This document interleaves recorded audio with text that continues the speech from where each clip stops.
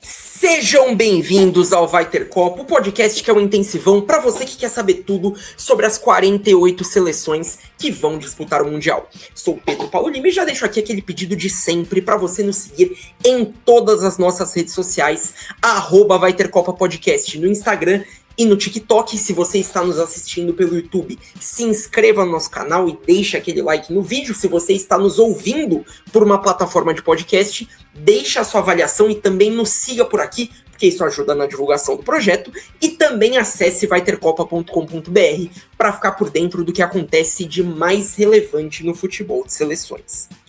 Hoje nós voltamos à América do Sul para falar, infelizmente, da atual campeã mundial, da atual campeã da Copa América, atual bicampeã da Copa América, na verdade. E já digo aqui que esse é possivelmente o episódio menos imparcial do Vai Ter Copa. Eu acho que eu tenho mais facilidade de falar imparcialmente da seleção brasileira do que dessa que vamos comentar hoje. Afinal, há sempre aquele desejo de insucesso e de que tudo dê errado para essa seleção, que é uma tricampeã mundial, que ganhou seu terceiro título na última Copa, primeira vez, sem trapacear. A gente tem que dar esse crédito para eles, que foi a primeira vez que eles conseguiram, mas a verdade é que é uma seleção que tem uma camisa que pesa muito, e que a gente tem que respeitar, que a gente tem que ficar de olho, porque pode dar trabalho mais uma vez. A verdade é que, infelizmente, nessa Copa vai ter Argentina. E para falar da seleção argentina, mais uma vez trouxemos aqui nosso especialista em futebol sul-americano, Bruno Garcês, do canal Sudaca Brasil. Bruno, mais uma vez, muito obrigado pela sua participação. E eu gostei que nós dois viemos de preto para falar da Argentina. Já é uma... já indica muito sentimento. Mas qual que é a sua expectativa para a Argentina nessa Copa? Olá, Pedrão e todos, que hoje vai ter Copa. Tínhamos que falar da atual campeã, né? Então fica a expectativa se essa Argentina vem mais forte ainda ou não do que a do último Mundial.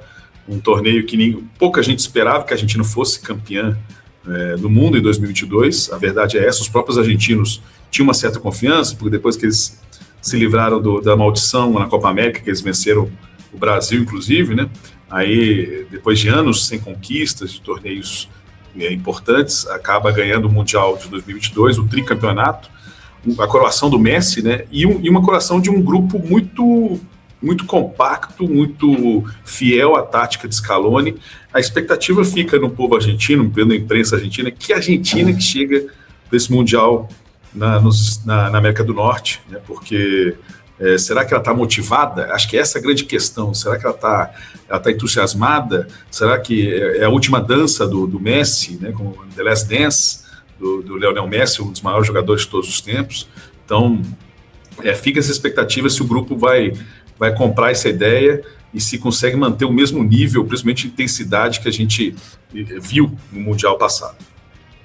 E a última Copa da Argentina é curioso porque foi uma série de variáveis que todas foram pro lado da Argentina, né? Tiveram muitos momentos que tudo podia ter dado errado, incluindo no primeiro jogo, Sim. Quando eles perdem para a Arábia Saudita, só que aquela derrota foi fundamental pro título, porque a partir dali o Scaloni mexe em tudo, né? E a gente costuma olhar para a Argentina, o torcedor brasileiro no geral sempre vai ver todos os defeitos na seleção brasileira, mas a verdade é que, pensando no ciclo pré-Copa de 2022, a Argentina não fez um ciclo assim de sólido, no sentido de... O Scaloni não era o nome preferido. O Scaloni começou como interino e ele acabou dando certo, porque ele foi ganhando. Então, assim, não é como se a federação tivesse apostado nele para ser o técnico, confiado no trabalho dele. Não foi isso. E aí, na Copa, eles começam mal e conseguem mudar e o time encaixa. Então, assim...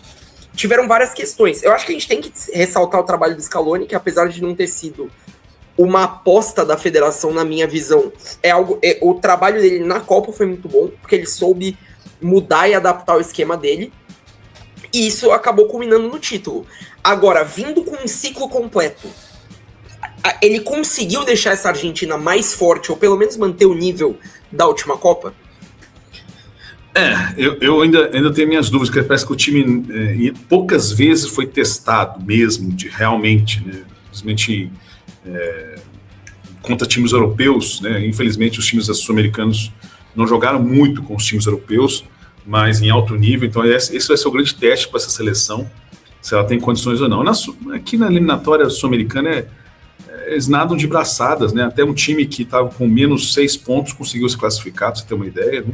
Que não era tão difícil assim. A Argentina era só manter mesmo o feijão com arroz que eles fizeram lá no Mundial. Não digo que eles fizeram feijão com arroz, mas manter a base do que eles fizeram no Mundial já seria uma credencial enorme, uma grande virtude desse time para classificar. Eu acho que aí já classificaria. E até porque tem um Messi, né? Um jogador que o Scaloni conseguiu adaptar o Messi a esse time, né? Ele conseguiu fazer com que um grupo de jogadores se desdobrassem, corressem, marcassem e deixar o Messi do jeito que ele gosta, como ele está jogando atualmente, caminhando, buscando bem os espaços, mas um jogador que lê muito, tem uma visão de jogo, visão de campo extraordinária. Eu acho que vi poucos jogadores terem essa visão de jogo igual ele. Então, um bando de garotos, de pibes, como eles gostam de falar, que eram fãs do Messi, que jogaram por ele também, e essa conexão deu muito certo no Mundial 22. Então, a ideia é manter e tentar renovar um jogador aqui, outro ali. Papo Gomes já não foi convocado mais. Vamos ver se eu consigo lembrar de outro. O Di Maria já se aposentou da seleção, está jogando futebol argentino, né? E alguns outros, Franco Armani no gol. Então, alguns jogadores foram trocados, mas a base, né, o que deu certo no Mundial, porque ele fez alterações. Esse jogo contra a Arábia Saudita foi surpreendente e importante para o time mudar e aí achar o time certo. E o que sempre me chamou a atenção, Pedro, nesse time do Scaloni, é que ele nunca se importou, ele nunca priorizou ele jogava sempre com 3 volantes, né? Um mais centralizado, 2 que tem mais saída de campo, que fecha mais os corredores internos, né? Mas sempre jogadores muito técnicos. Dificilmente um marcador, um volante marcador. Todos sabem marcar e todos sabem criar. Ele até fala numa coletiva que é bacana isso, que ele fala assim: todos os meus volantes já jogaram de 10, de engantes, nas categorias de base. Quer dizer, são jogadores criativos, são jogadores inteligentes, que quando se aproximam do gol, eles sabem o que fazer com a bola. E aí nós vimos a chegada do Alex McAllister durante o Mundial, ele entra no time e dá super certo. O Enzo Fernandes, que vinha crescendo, um jogador, ele já era a sensação do Benfica, ele já era a sensação do Defensa e Justiça, do River Plate, aí ele chega no Benfica quebrando tudo, jogando demais, e aí chega no Mundial voando, e você vê ele jogando muita bola, até que ele foi eleito o jogador mais jovem, o melhor jogador jovem do Mundial 2022. Então esses encaixes foram feitos durante a Copa, e principalmente e depois a entrada do Julián Álvares também, que é um jogador fundamental também para o título, que é um centroavante que movimenta bastante, né? Pode jogar de falso 9, pode jogar de meia ofensivo. Então esses encaixes foram acontecendo durante o Mundial. E nesse trajeto pós-Mundial, eu sentia muito isso, Pedro, a sensação mesmo é que o time estava aproveitando a áurea, aproveitando a onda do título e dava uma intensidade, mas não davam toda a intensidade que eu vi no Mundial 2022. Então, resta saber se eles darão essa intensidade agora ou se o time tem uma limitação mesmo de não dar mais, né? Porque aí sim, enfrentando uma França de hoje, eu acho que essa França é até mais forte que a França do último Mundial, pegando uma Espanha que vem muito forte, a seleção de Portugal, eu acho que a Argentina vai ter mais dificuldade de fazer de campeonato, que não é uma tarefa fácil hoje no futebol moderno. Só 2 seleções conseguiram isso até hoje, né? E a última vez foi o Brasil em 58 e 62. E você citou o McAllister, é até uma pergunta que eu ia te fazer, porque você acompanha mais a imprensa argentina, enfim. Eles têm a visão do McAllister parecido com o que a gente vê no Kleberson? Porque pra mim ele foi talvez a principal peça, tipo, que entrou e encaixou o time, sabe? Porque ele ganha a posição durante a Copa e eu acho que a presença dele ali no meio campo foi o que mudou tudo, tanto que depois ele vai pro Liverpool e tal. Então, assim, é um jogador que chega na Copa sem nenhuma expectativa, eu acho, pelo menos não fora da Argentina, e a entrada dele no time fez uma diferença muito grande que acabou culminando no título. Sim, eu vejo assim, que eles perceberam que a entrada dele foi fundamental para o meio de campo ter mais, para o time ser mais eclético, que eu digo assim, se defender com linhas médias e baixas e usando o contra-ataque. O time em alguns momentos utilizou isso, e também ter volume de jogo. O Alex McAllister, ele era um 10 nas categorias de base do Argentino Júnior. Ele chegou a jogar como 10, chegou a jogar alguns jogos como profissional como número 10, e ele foi só recuando.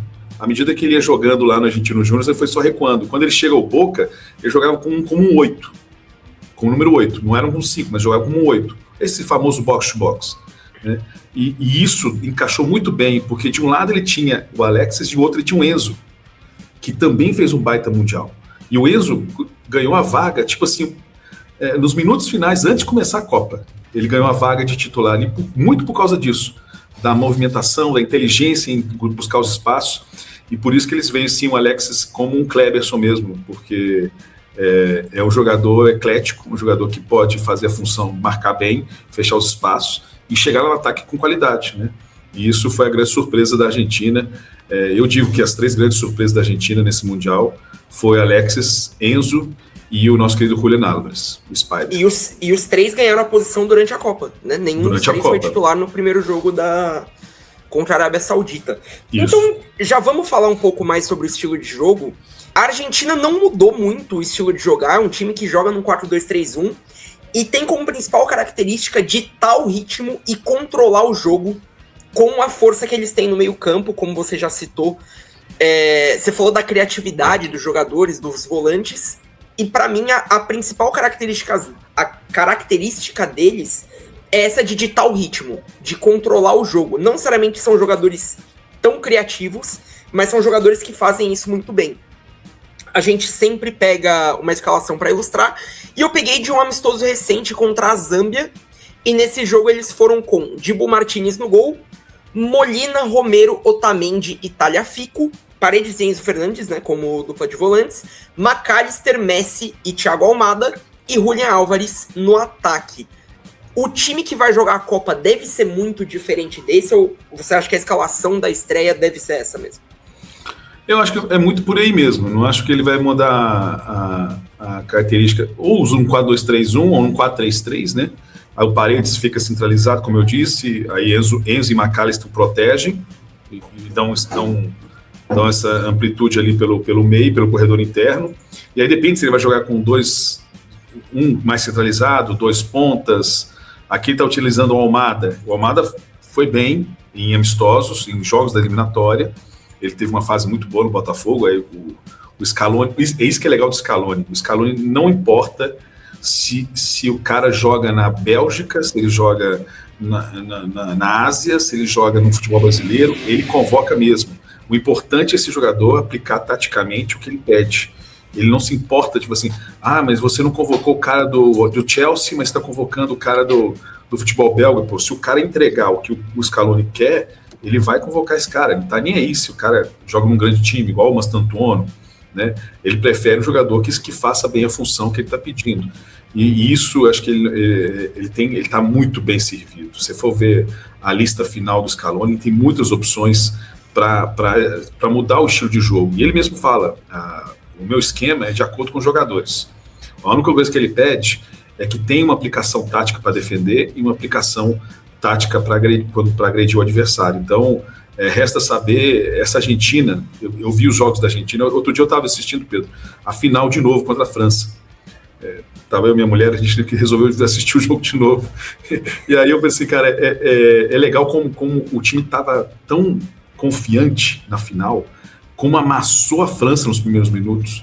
Depois ela cede, principalmente quando ela perde o meio de campo, em que esse meio de campo com Alexis, Enzo, tá o Depou também, e Paredes, eles não se conectam, eles perdem um pouco as divididas de bola. A França começa a dominar mais esse meio de campo, aí eles começam a perder um pouco o jogo, e tanto é que a França consegue levar esse jogo para os pênaltis, né? Mas a Argentina tinha, aí no final, tanto é que eles utilizaram muito as bolas longas de defesa e ataque, né? E aí o Lautaro Martínez entrou no segundo tempo, aí ele conseguiu modificar o jogo, mas no geral é um time que a forma como o Scaloni vai montar esse time, se vai ser um 4-2-3-1, um 4-3-3, depende muito dos jogadores que ele tem, que ele vai colocar como time titular. Então ele modifica mesmo, ele só cobra que o time tenha essa aplicação tática, né, para defender, fechar bem os espaços, e aí quando atacar, deixa os caras bem à vontade. Eu acho que isso que comprou mais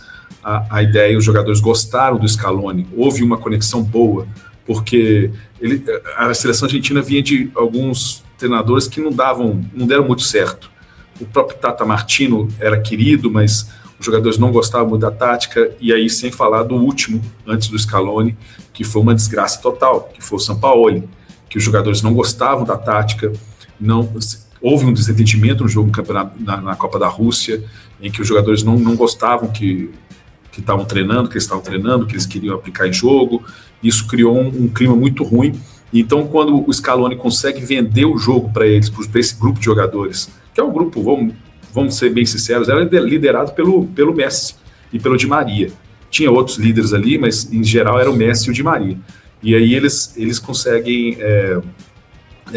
eles gostam do esquema do Scaloni, até porque o Scaloni dava essa liberdade para eles buscarem os espaços, e quando atacavam, e é isso que o jogador mais quer, né, Pedro? Se for ser sincero, pergunta para qualquer jogador aí, ou dos grandes craques que já passaram pelo Brasil, eles querem liberdade, eles não querem ser uns robozinhos, jogador de videogame que fica preso ali ao esquema tático, eles querem liberdade para poder atuar em diversos espaços, e isso o Scaloni deu essa liberdade para esses jogadores. Então, por isso que a conexão foi feita durante as eliminatórias, na Copa América eles ganham aqui no Brasil, já mostrou um resultado positivo e foi só melhorando até chegar ao Mundial 2022.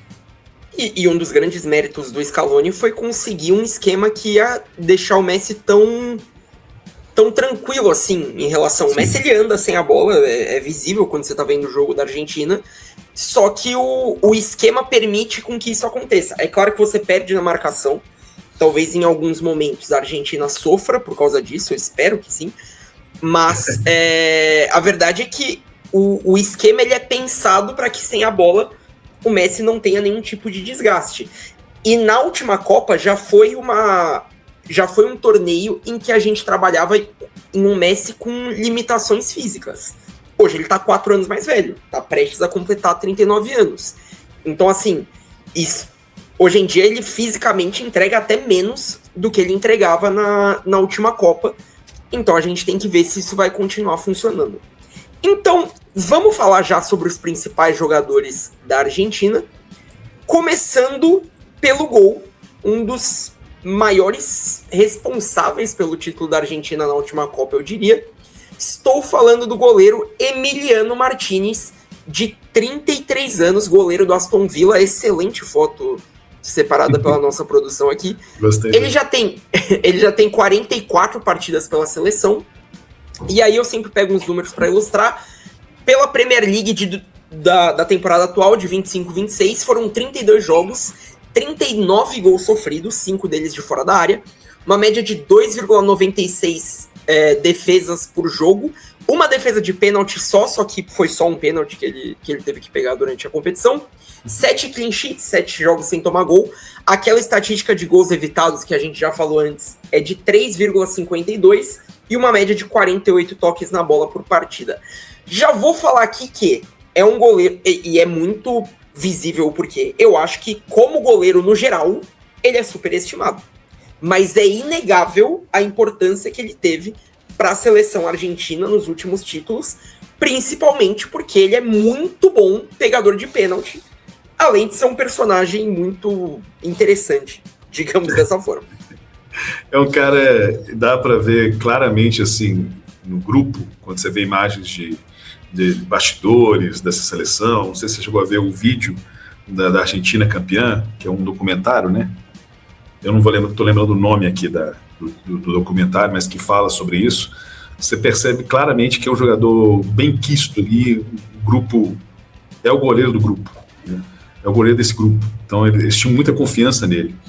Eu também acho um goleiro superestimado, concordo. Se eu fosse ser sincero, assim, eu comprei mais a carreira do Franco Armani.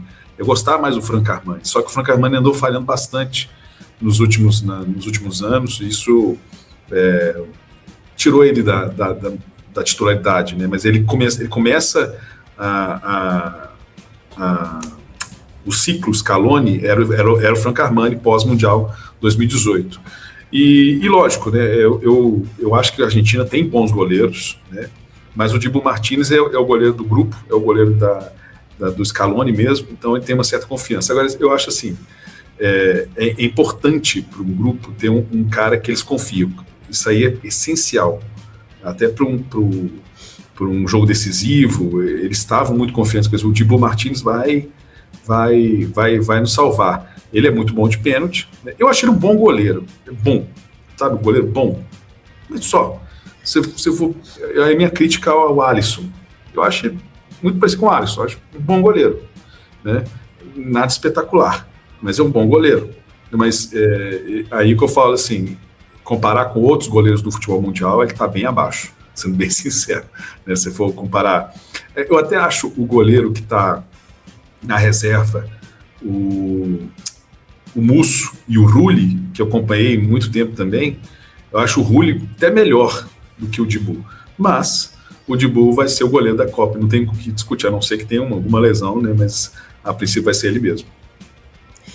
É que eu acho que a grande questão do Dibu Martínez é o quanto ele foi decisivo na Copa para a Argentina, não só pelas defesas de pênalti, na final ele pega pênalti, né? Mas durante a Copa, a Argentina quase tomou empate no último minuto da Austrália nas oitavas de final.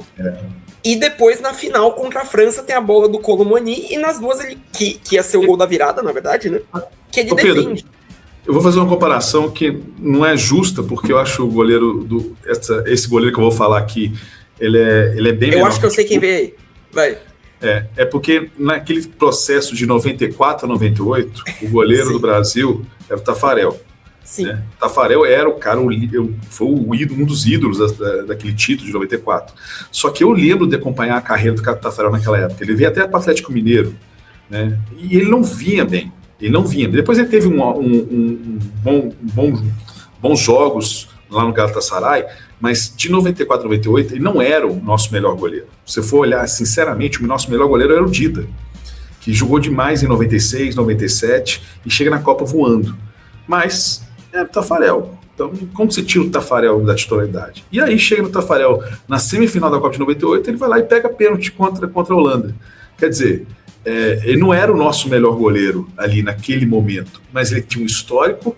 E na hora decisiva, o cara foi. Então é isso que a Argentina vai confiar. Tipo, ele não é o melhor goleiro da Argentina hoje, né? Talvez seja um dos melhores, sim. Ele não baixou tanto o nível assim, mas tem outros goleiros que eu acho melhor, mas ele é decisivo. Então, numa decisão de pênalti, ele pode ser o cara, né? Então, e um cara que destabiliza.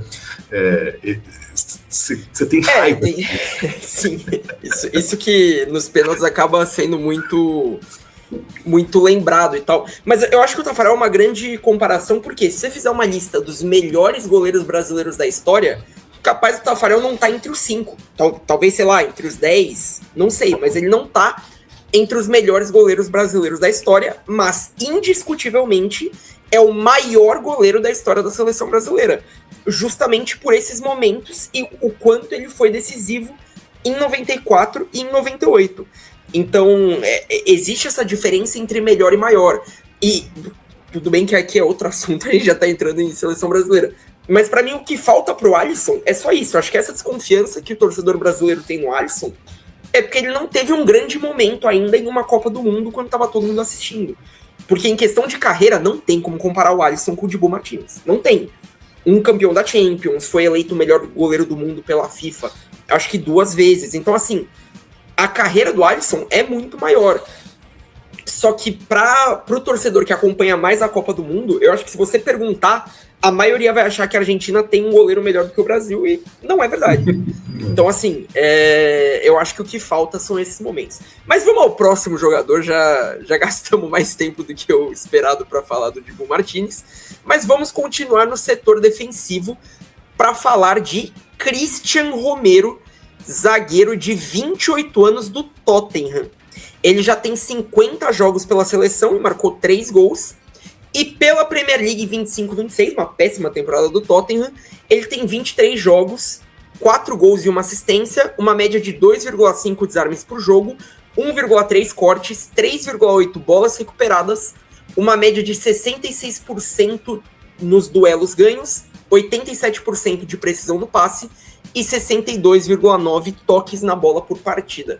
Se você pegar os grandes zagueiros argentinos, pelo menos da memória recente, assim, comparar com o Otamendi e tal, eu diria que o Romero ele se destaca muito pela parte técnica, né? O Otamendi ele é lembrado por outros motivos, aquele zagueiro argentino e tal, só que o Romero é muito técnico e eu acho que existia uma expectativa de que ele teria tido uma carreira maior desde a última Copa, o que foi um pouco atrapalhado por lesões, né? Mas o quanto que ele ainda é importante para essa defesa da Argentina.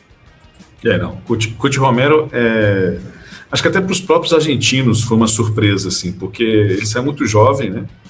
Eu me lembro já dele na Itália, eu não vi ele no início na Argentina, no Belgrano, e aí, assim, muito argentino que não acompanha futebol europeu. Eu lembro que eu tinha não vou lembrar o nome do jornalista, que foi assim, quem que ele criticava porque o Scaloni estava insistindo no Cuti Romero. Eu falei, gente, esse cara não acompanha futebol europeu, não é possível, porque o Cuti Romero estava fazendo boas temporadas, já tinha melhorado bastante, assim, do que eu tinha visto antes.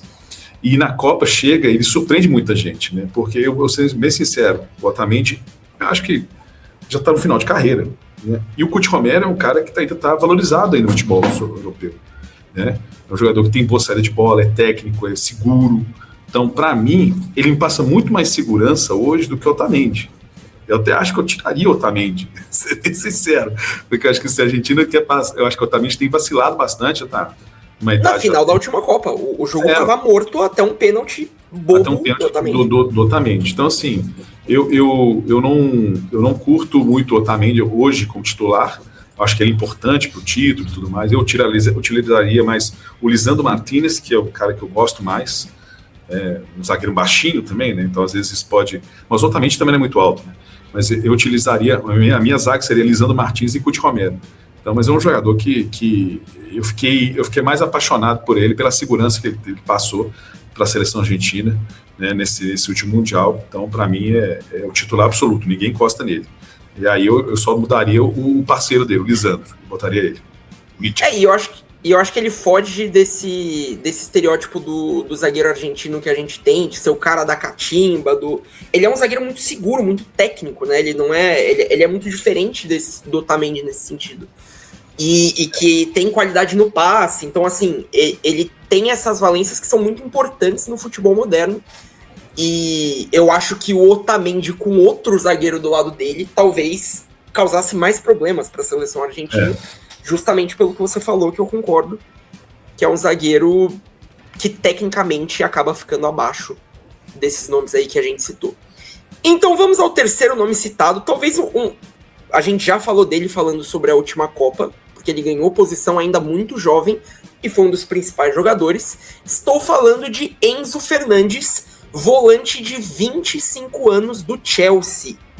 Pela seleção, ele já tem 41 jogos, marcou 6 gols e deu 6 assistências. E pela Premier League 25-26, ele tem 36 jogos, uma média de 1,5 desarmes, 3,9 bolas recuperadas, 1,9 passes decisivos, 72,4 toques na bola por jogo, 86% de precisão no passe, além de 10 gols e 4 assistências. Um número muito relevante de participação em gols para um volante. E ele pode não ser o jogador com mais cartaz dessa Argentina, mas eu acho que para um funcionamento do time, talvez ele seja a peça mais importante da seleção do Scaloni. Sim, eu falo assim, eu gosto muito do Enzo Fernandes, cara, sou muito fã dele. Ele é cria do River, passou no Defensa e Justiça, aí depois o Gadiardo pediu de volta, jogou muita bola, como eu falei, teve esse boom no Benfica, a titularidade na seleção argentina, e é um jogador menino moleque de personalidade, né? Então, assim, e finalmente ele fez uma boa temporada no Chelsea. Que desde que ele foi transferido para lá, houve muita expectativa, um valor altíssimo. Se não me engano, acho que é 121 milhões de euros o passe dele que o Chelsea comprou ao Benfica. E principalmente depois desse Mundial 2022, ele ficou muito mais valorizado, né? E ser esse meia completo, né, que tem marcação, ele é intenso para marcar, ele aprendeu muito isso lá no futebol argentino, né, teve bons técnicos, BKC, Gallardo, e depois ele chega no futebol europeu, a facilidade como ele se adaptou, né, ao Benfica, depois quando ele chega no Mundial ele destrói. Então assim, eu fiquei um pouco receoso, assim, será que ele sentiu jogar no Chelsea, né, mas bom, um cara que jogou o Mundial que ele fez, que não estava nem aí, não está enfrentando os grandes times do mundo, na seleção argentina, eu acho que isso deu muito mais confiança para ele, e aí eu sabia que uma hora ou outra viria. E essa temporada foi melhor, viu, Pedro? Esses números aí que você fala são muito bons, mas eu lembro de estar acompanhando sempre o futebol deles, eu gosto muito de acompanhar os jogadores que eu indiquei lá atrás, né? Eu gosto de ver o próprio Enzo, McAllister, Julián Álvares, né, jogadores que estão brilhando hoje no futebol europeu, o próprio Almada, o próprio o Lisandro Martinez também. Então assim, o Enzo é um dos jogadores mais valorizados hoje no futebol mundial, poderia estar mais valorizado se tivesse feito 2 temporadas já boas, mas finalmente ele fez uma boa temporada, e é um cara de confiança do Scaloni. O Scaloni confia muito. Se o Enzo tiver... Eu teve uns jogos eliminatórios que o Enzo não estava bem, cara.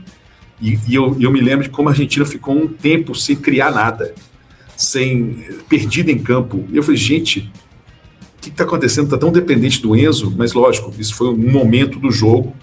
Eu não vou lembrar aqui agora qual jogo que foi, mas eu lembro que foi um momento do jogo. Eu falei, gente, como depende do Enzo, como o Enzo é importante para esse time, porque nessas transições, né?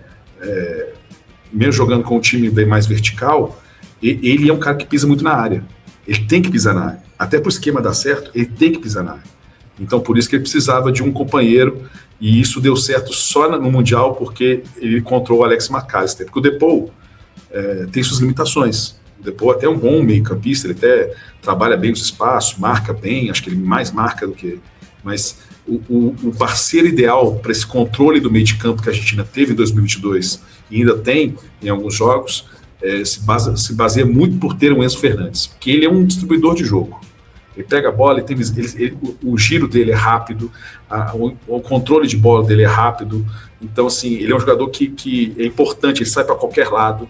Tipo assim, se apertar pela esquerda, ele não tem importância sair pela direita. Ele tem essa mobilidade que me agrada muito desde os momentos lá de Defesa e Justiça. Então, eu acho um jogador especial. Que bom que você colocou ele como um dos destaques dessa Argentina, que para mim com certeza, um dos destaques dessa seleção argentina. E eu falei bastante da entrada do McAllister, mas o Enzo também foi um dos nomes que entrou depois da derrota com a Arábia Saudita, e ele entra no lugar do Paredes, que tem mais as características de marcação, que é mais um marcador, assim, mais tradicional. E o Enzo, ele conseguiu não deixar a Argentina perder esse poder de marcação, mas também acrescentar essa chegada na área, que para mim é o principal diferencial dele. O fato, ele como volante, na função de volante, acho que ele entrega o padrão de um bom volante, assim, do futebol mundial, só que o que ele tem a favor dele é essa chegada na área. E é o que eu falei, 10 gols na Premier League, para um jogador que é volante, para mim, é um número muito expressivo, assim, é quase uma participação em gol a cada 2 jogos. Então, na verdade, até mais do que isso. Então, é um jogador que tem essa chegada na área como a principal característica. Então, para fechar, todos sabemos quem é o próximo jogador que nós falaremos, apesar de não estar mais nos holofotes do futebol mundial, mas estou falando de Lionel Messi, de 38 anos, completa 39 durante a Copa, inclusive, meio-campista hoje no Inter Miami dos Estados Unidos. Pela seleção, são 198 jogos, 116 gols e 64 assistências, uma média de uma participação em gol a cada jogo, praticamente. São 91 minutos, então é uma participação por jogo, praticamente. E pela MLS de 2026, que é um campeonato que tem números reduzidos, assim, de jogos e tal, ele disputou só 14 jogos, mas marcou 12 gols e deu 7 assistências, uma média de uma participação em gol a cada 65,4 minutos. São números muito bons, mas a gente tem que levar em conta que é uma liga menos competitiva. Agora, o que eu acho interessante do Messi é que a história dele na seleção argentina vai ser sempre contada de trás para frente. Mas a gente tem que lembrar que até 2019 ali, 2020, ele era muito cobrado por não render o esperado na seleção argentina. Inclusive, depois da Copa América de 2016, se eu não me engano, ele anuncia a aposentadoria da seleção, porque ele não queria mais jogar pela seleção, devido ao tanto que ele era criticado e tal. Mas o quanto que, com 39 anos, o Messi pode... O Messi, ele consegue repetir o desempenho da última Copa, hoje, 4 anos mais velho? Essa é uma boa pergunta, se ele consegue jogar em alto nível. Nós sabemos claramente que jogar na MLS ele não jogou em alto nível, ele não foi testado, né? Mas esse grupo está tão ensaiado com o estilo de jogo que ele pratica, né? Que nisso eu acho que o time está bem adaptado ao esquema dele, para ele jogar o máximo que possível no seu ápice, então no que ele pode apresentar. A questão é se ele for bem marcado, né? Se ele vai conseguir fugir dessa marcação, se o time vai ajudar ele, né, para essa marcação, se não vai atrapalhar demais o esquema do Scaloni. São esses questionamentos que virão durante o Mundial, porque realmente eliminatória não dá para ter um sabor, um cheirinho ali de como que poderia ser se tivesse uma marcação mais pesada em cima dele. Eu acho que nenhum time da América do Sul assim foi tão eficaz nesse sentido. Alguns sim. Eu lembro do Equador conseguir anular o Messi num jogo. Eu não lembro dos jogos do Brasil, você vai lembrar mais, Pedro. Mas, sim. Eu prefiro não lembrar, mas o jogo contra o Paraguai ele jogou, não tenho certeza. Teve um jogo. Lembrei de um jogo contra o Uruguai do Bielsa. Ele foi anulado completamente. Foi 2-2, talvez? Foi. Nos dois jogos, tanto na Argentina, que a Argentina perde por 2-0, quanto no jogo lá no Uruguai, em que fica 2-2. Eu acho que aquele jogo contra o Paraguai, ele de fato jogou no Defensores del Chaco, que o Paraguai vence a Argentina, Paraguai então, de Gustavo Alfaro. Sempre bom lembrar. A questão é a seguinte, esse cara tá com fome, porque se for ver os números, ele já é o recordista de número de jogos em Copas do Mundo. Já bateu o Lothar Matthäus. Ele chegou com 26 jogos. Difícil, vai jogar mais alguns jogos, vai ser o recordista total de número de jogos em Copas do Mundo. Em número de gols, acho que ele tem 13 gols. Isso aí ele está a 3 gols do Close, de igualar o Close. Se fizer 4, ele passa. Né? O Mbappé dá para fazer na fase de grupos, inclusive. O Mbappé também está atrás desse recorde aí também, mas ele tem essa ânsia. Eu até achei que pós-mundial, como você bem lembrou, que pós a Copa América de 2016, eu lembro dessa final contra o Chile, que foi a Copa América lá nos Estados Unidos, que a Argentina perde nos pênaltis de novo para o Chile, perdeu 2 vezes nos pênaltis. Ele perde o pênalti, né? Ele perde o pênalti, ele sai chorando, mas assim, acho que eu nunca tinha visto o Messi chorando tanto. E ali eu lembro que eu falei assim, não vai voltar mais não. E ele fala para a imprensa que não ia voltar, que ele acha que o momento dele tinha acabado. Então a volta dele, essa ressurreição do Messi, ganha a Copa América, tira a Argentina da fila, ganha a Copa do Mundo, ele é o cara da Copa, né? É a Copa dele. Então, a gente vai lembrar muito da Copa 2022, que é a Copa que coroou o Messi, né? Sim. Eu falei assim, cara, deu, né? Ele falou assim, fechei meu ciclo, acho que eu dei meu recado, eu mostrei quem eu era, mostrei que eu poderia, sempre falavam se Messi campeão poderia igualar o Maradona, assim que ele ganhasse uma Copa do Mundo, aí sim ele poderia passar o Maradona. Esse sempre foi o questionamento na Argentina, e aí ele ganha o Mundial. Eu achei assim, então acho que ele vai abandonar, né? O Di Maria abandonou, né? O Di Maria diz adeus à seleção. Aí eu falei assim, não, e aí está a questão, ele está se divertindo, ele está gostando, ele só ficou na seleção argentina porque ele está se divertindo, ele tá curtindo o grupo, ele curte jogar com esse grupo, ele curte jogar pela seleção argentina na eliminatória, então ele vai curtir esse Mundial. Ele está atrás de números porque ele é doente com o Cristiano Ronaldo, eles são doentes mentais, né? Eles querem recorde. Então, assim, ele vai jogar muito por causa disso, né? Porque a mentalidade de um vencedor, acho que né, é um estudo, assim. E nisso acho que eles ganham mais, eles são mais que Pelé, Cruyff, Maradona, Ronaldo, Romário. Nisso o Messi e o Cristiano Ronaldo são mais que eles, que é a mentalidade de um vencedor. Acho que eles têm uma gana, uma fome, que eu acho que esses outros não tiveram, entende? Eu até acho que o Pelé é o maior de todos, mas eu acho que a gana que o Messi tem e o Cristiano Ronaldo tem, eu acho que esses outros não tinham. Então o Messi tá curtindo, ele tem essa gana e tá curtindo. Então por isso que eu acho que ele vai se divertir nesse Mundial, vai fazer os golzinhos dele, né? E vai ser importante para esse time ainda. Eu não sei se vai ganhar ou não, eu acho que se pegar uma grande defesa, um time que se defende bem, que fecha bem os espaços, eu acho que vai encontrar um pouquinho mais de dificuldade, porque ele não foi testado. Mas, Pedro, nós estamos falando de um gênio, né? Sim. Nós estamos falando de um gênio. Então, para ele sair num lance, ele decide tudo. Então, o gênio é isso. Então, e a genialidade não vai embora, né, com a idade. Essa que é a grande questão. O Messi, ele não... Eu acho que ele não depende... É lógico que a questão física é o que vai permitir com que a genialidade apareça. Mas a genialidade não depende disso. Né? Mas até nisso ele é super dotado. Sim, sim. E o que eu acho interessante do que você falou eu tinha essa expectativa de que 2022 era a última Copa do Messi. A gente entrou falando as mesmas coisas, de Last Dance e tal, tinha essa sensação na última Copa que ele não disputaria outra. Mas eu acho que a questão do Messi é muito que você falou, que talvez tenha demorado 15 anos para jogar pela Argentina ter se tornado algo prazeroso para ele. Porque antes era só muita pressão, muita cobrança, muita crítica que ele não conseguia render pela seleção. E depois do título da Copa América em 2021, tudo isso foi embora.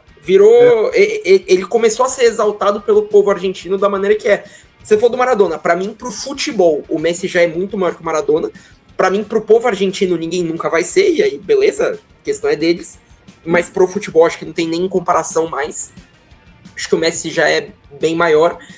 E a questão é essa. A questão é o quanto que ele vai conseguir desempenhar o futebol dele, porque ele depende muito do resto do time. Né? Para ele conseguir jogar, ele depende muito do coletivo estar encaixado para que ele consiga, como a gente falou, ficar mais à vontade em campo. Então vamos falar sobre os pontos fortes e fracos da Argentina. Eu já vou linkar um ponto forte e um ponto fraco aqui.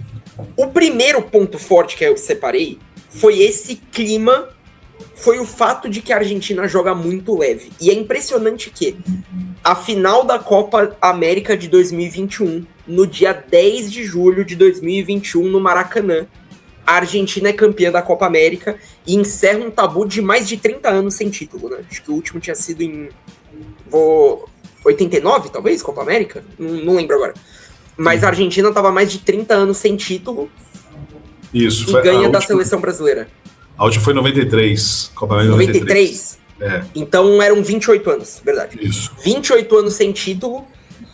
Desde o dia 10 de julho de 2021, é impressionante como tudo dá certo para a Argentina. Tudo que pode dar errado não dá, as coisas dão certo para a Argentina. Agora, isso é algo que a Argentina sabe e eles fazem questão de não estragar isso. E aqui eu vou falar uma lista de seleções que eu imagino que você saiba o que essas seleções têm em comum. Estou falando de Honduras, Zâmbia, Mauritânia, Angola, Porto Rico, Guatemala, Costa Rica, El Salvador, Indonésia, Austrália, Curaçao, Panamá e Islândia.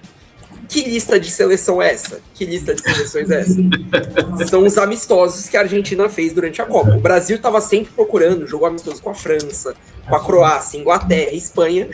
E esses foram os amistosos que a Argentina disputou durante o ciclo.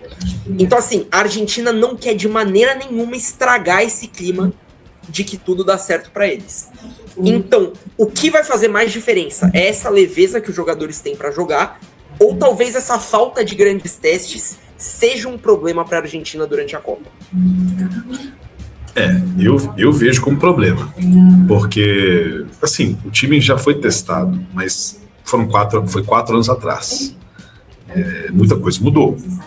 Esses times melhoraram, tem times muito fortes que acho que têm jogado mais, né, de uma forma diferente.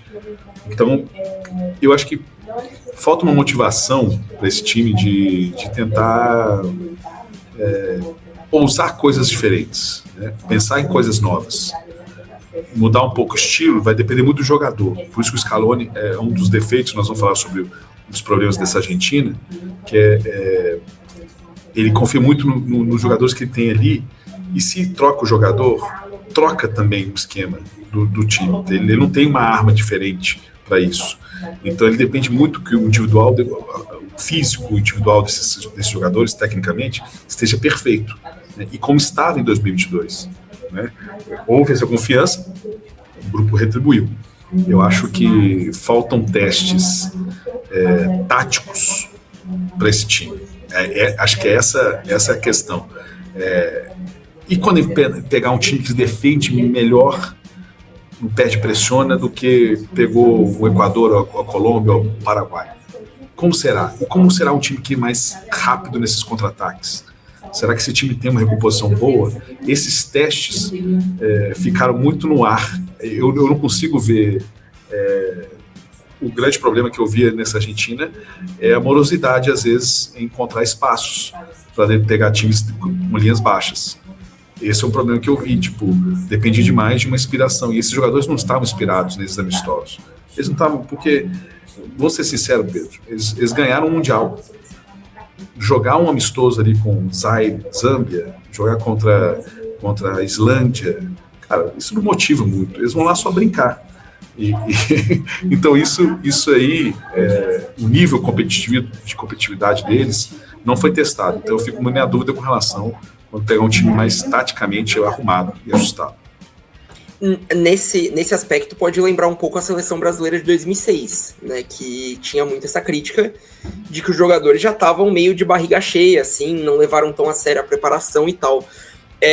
Algo que eu acho interessante, que eu ia falar agora, é que não só a Argentina, sempre que pôde marcar um amistoso forte, optou por jogar contra ninguém, como a Argentina, em alguns momentos, correu de seleções grandes, assim, visivelmente, que foi o caso da Espanha na finalíssima agora, que tem esse jogo de campeão da Euro contra campeão da Copa América.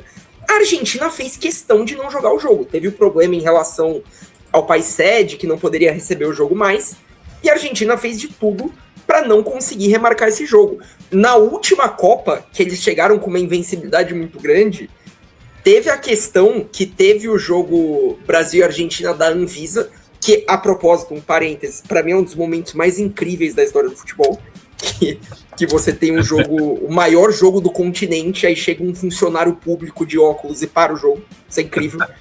Chega o Linneu e o jogo para. Até hoje eu não esqueço. Mas enfim, a Argentina fez de tudo para que esse jogo não acontecesse, que ele não fosse remarcado em nenhuma data. Então, assim, eles não querem teste, eles não querem testar se a seleção deles, eles querem acreditar nisso. Ô Pedro, querem sabe? Continuar assim. Cara, você me fez lembrar de uma história, a Argentina, eu vou contar rapidamente isso aqui, tá? Eu vou tentar ser rápido isso aí. A Argentina, na época do Perón, o grande líder argentino, foi presidente diversas vezes, ela se recusava, era um acordo que tinha com a AFA, né, nos anos 40 e 50, de enfrentar os times europeus, de enfrentar os grandes times, as seleções europeias, só jogavam aqui a Copa América. Qual que era a ideia do Perón? Para que eu vou mostrar para o povo argentino que nós somos inferiores aos europeus? Eu quero que eles acreditem que nós somos os melhores. Naquela época, né, a Argentina até não jogou o Mundial de 50, né, e nem jogou 54. Ele foi jogar 58. E aí foi um vexame total, porque eles achavam que estavam num nível alto. E chegaram lá, eles foram goleados pela Alemanha. Eles foram goleados lá. Não sei se foi a Alemanha, ele foi goleado por um time, Tchecoslováquia, desculpa. E aí houve uma crise total no futebol argentino. E aí eles falam assim, tá vendo, o Perón não nos ajudou.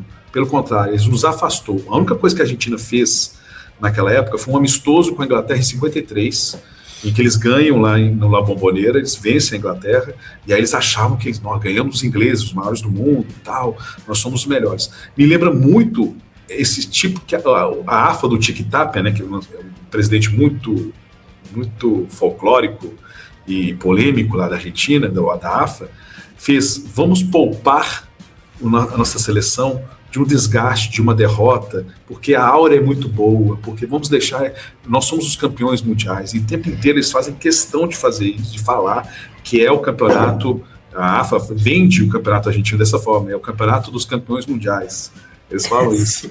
Então, tipo assim, eles querem manter, pelo menos até essa Copa do Mundo, esse nível.